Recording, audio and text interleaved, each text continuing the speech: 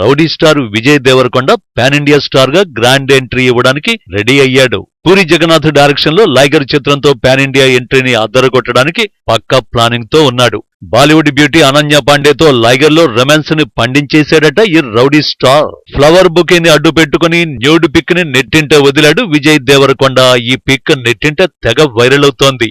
లైగర్ చిత్రంలో ఓ కీలక పాత్ర కోసం ప్రపంచ ప్రఖ్యాతి చెందిన బాక్సర్ మైక్ టైసన్ ని రంగంలోకి దించారు. తెలుగు, తమిళ, కన్నడ, మలయాళ భాషలతో పాటు హిందీలోనూ ఆగస్టు 25న రిలీజ్ కానుంది లైగర్. దాంతో ఈ సినిమా ప్రమోషన్స్ ని హోరెత్తిస్తున్నారు. ముంబై నేపథ్యంలో రూపొందిన లైగర్ ఇప్పటికే ముంబైలో ప్రచారాన్ని పూర్తి చేసింది. ఫ్యాండమ్ టూర్ పేరుతో దేశంలోని ప్రధాన నగరాలను చుట్టేయబోతున్నారు.